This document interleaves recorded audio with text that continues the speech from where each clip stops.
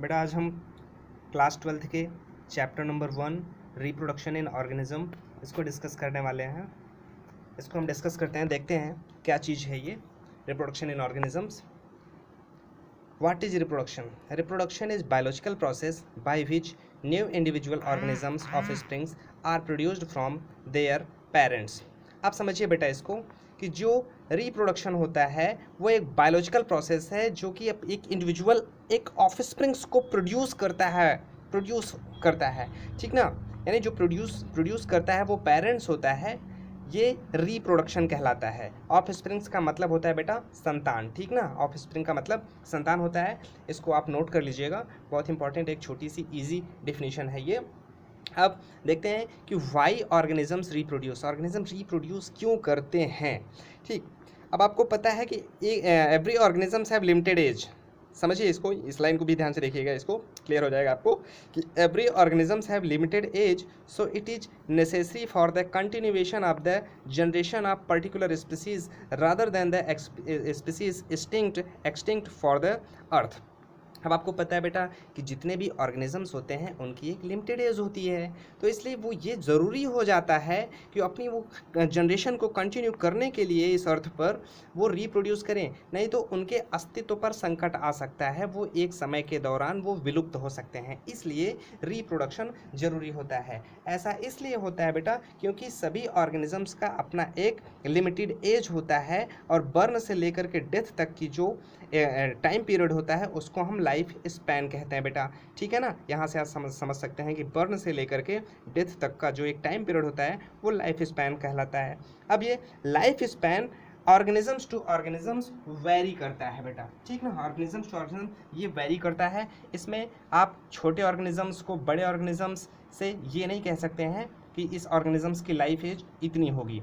For example आप इसको समझ सकते हैं कि जैसे मैंगो और पीपल, दो एग्जाम्पल मैंने यहाँ पर लिखा हुआ है कि मैंगो और पीपल दोनों के दोनों एंजियोस्पर्म हैं, लेकिन दोनों का जो लाइफ स्पैन है ये काफ़ी डिफरेंस है। देखिए मैंगो 100 to 200 ईयर्स इसका टाइम पीरियड होता है, लाइफ स्पैन होता है, जबकि पीपल का 2500 ईयर्स। कैन यू इमेजिन बेटा, दोनों एंजियोस्पर्म प्लांट होते हुए भी इनके लाइफ स्पैन में कितना डिफरेंस है बेटा, ठीक।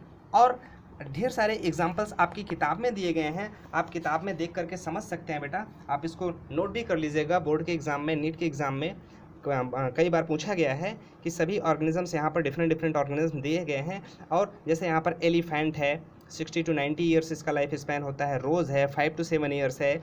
ये सारे के सारे आप एग्जाम्पल्स को नोट करके इसको याद कर लीजिएगा बेटा। इसमें जो सबसे इम्पॉर्टेंट चीज़ आपको और भी देखने को मिलेगी जो कि क्राउ और पैरट, दो डायग्राम आपको यहाँ पर दिखाई दे रहे हैं।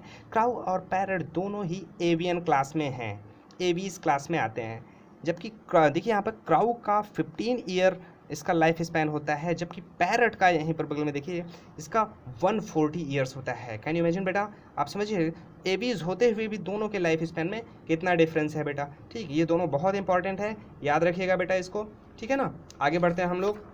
अब देखते हैं बेटा ये, अब ऑर्गेनिजम्स रिप्रोड्यूस कैसे करते हैं, ये एक बड़ा सवाल है। ऑर्गेनिजम्स रिप्रोड्यूस कैसे करते हैं, अब इसको भी समझ लीजिए, इसको एक लाइन में, ठीक। थोड़ी सी राइटिंग अच्छी नहीं है बेटा, आप लोग इसको, मैं पढ़ भी दे रहा हूँ, आप इसको नोट भी करते जाइएगा, ठीक। On the basis of organisms habitat, पहली चीज़ मिल गया कि ऑर्गेनिजम्स का जो हैबिटेट होता है इसके आधार पर, इट्स इंटरनल फिजियोलॉजी यानी उनकी इंटरनल फिजियोलॉजी के आधार पर, और बहुत सारे ऐसे सेवरल अदर फैक्टर भी हैं इसके आधार पर ये कलेक्टिवली रिस्पॉन्सिबल होता है कि ऑर्गेनिजम्स कैसे रिप्रोड्यूस करें। पहली चीज़ तो हैबिटेट, आपको आप जानते ही हैं हैबिटेट क्या चीज़ होता है, जिसको हिंदी में आवास कहते हैं, उनके आवास के स्थान पर आधार पर, और इसकी इंटरनल फिजियोलॉजी के आधार पर। दूसरी चीज़ अगर आप देख रहे हैं यहाँ पर एक आपको बहुत इंपॉर्टेंट चीज़ दिखाई दे रहा है, सेवरल अदर फैक्टर, जो कि मिसिंग है यहाँ पर। अब यहाँ पर सेवरल अदर फैक्टर में जैसे क्या, जैसे आप समझिए कि कई सारे ऑर्गेनिजम्स ऐसे होते हैं जो मोटाइल होते हैं, कई सारे ऑर्गेनिजम्स ऐसे भी होते हैं जो नॉन मोटाइल्स होते हैं। अब जो नॉन मोटाइल ऑर्गेनिजम्स हैं वो गैमीट का ट्रांसफ़र कैसे करेंगे मेल बॉडी से फीमेल बॉडी में, तो उनके बीच में एक जो मीडियम होता है बेटा, वो मीडियम ही यहाँ पर अदर फैक्टर के रूप में दिखाया जा रहा है। ठीक है ना बेटा। ऐसे ढेर सारे फैक्टर्स हैं जो आपको समझना है, यहाँ पर बहुत ज़्यादा उस पर हम फोकस नहीं करेंगे, पर सिर्फ आप इतना जानते रहिए कि जैसे एक एग्जाम्पल के रूप में इतना समझते रहिए कि जैसे जो नॉन मोटाइल और मोटाइल ऑर्गेनिजम्स के बीच में से जो एक बीच का मीडियम होता है वो कैसे गैमेट का ट्रांसफ़र करता है। ठीक ना बेटा। अब गैमेट तो आपको पता ही है क्योंकि हम आपको 11th में पढ़ा चुके हैं। ठीक, अब यहाँ पर आते हैं types of reproduction. Types of reproduction, reproduction तो बेसिकली दो प्रकार का होता है, एक होता है एसेक्सुअल रिप्रोडक्शन, एक होता है सेक्सुअल रिप्रोडक्शन। एसेक्सुअल रिप्रोडक्शन को आप सिर्फ 2 लाइन में बहुत ही ईजी वर्ड्स में आप इसको डिफाइन कर सकते हैं, याद करने में आसानी होगी बेटा। आप सिर्फ ऐसे ही समझिए, सिर्फ इतना ही आपको ध्यान में रखना होगा कि अगर कोई एक single organisms without gamete formation progeny को प्रोड्यूस कर रहा है तो वो कहलाता है एसेक्सुअल रिप्रोडक्शन। इसमें लिखा हुआ भी है, डेफिनेशन में देख सकते हैं यहाँ पर, when single parents are involved for the reproduction of their progeny without gamete formation, this is called asexual reproduction. यहाँ पर एक वर्ड आपको मिल रहा है विदाउट गैमेट फॉर्मेशन। अगर विदाउट गैमेट फॉर्मेशन किसी में होता है तो वो सिर्फ और सिर्फ एसेक्सुअल रिप्रोडक्शन प्रोसेस होती है बेटा। ठीक ना। आगे बढ़ते हैं हम लोग, देखते हैं बेटा एसेक्सुअल रिप्रोडक्शन के टाइप्स को देखते हैं बेटा। ये हमने एक बहुत इंपॉर्टेंट फ्लो चार्ट बनाया हुआ है, आपको इसको बनाना भी है और इसको याद भी करना है बेटा। इसमें ढेर सारे एग्जांपल्स भी दिए गए हैं, एक एक करके आपको इसको याद करना है बेटा। ठीक है ना। आइए देखते हैं इसको। जैसे in single celled organism, single celled organisms का मतलब आप जानते ही हैं कि जो यूनिसेलुलर ऑर्गेनिजम्स होते हैं, आपको हमने क्लासिफिकेशन में बताया था कि जो मोनेरा होते हैं, प्रोटिस्टा होते हैं, ये सिंगल सेल्ड ऑर्गेनिजम्स होते हैं। आपको ये भी पता है कि प्रोकैरियोट यूकैरियोट क्या होते हैं।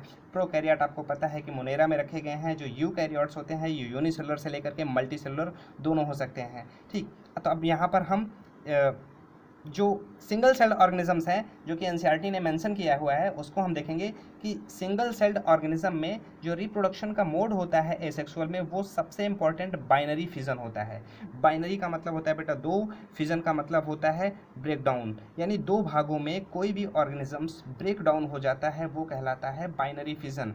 इसका एग्जाम्पल है बेटा अमीबा, पैरामीशियम। किताब में एक बहुत ही इंपॉर्टेंट फिगर दिया हुआ है, आप इसको देख करके पहचान सकते हैं बेटा। यहाँ पर अगर आप ध्यान से देखेंगे, इसमें जैसे एक यहाँ पर अमीबा का इमेज दिखाई दे रहा है, एक डायग्राम दिखाई दे रहा है।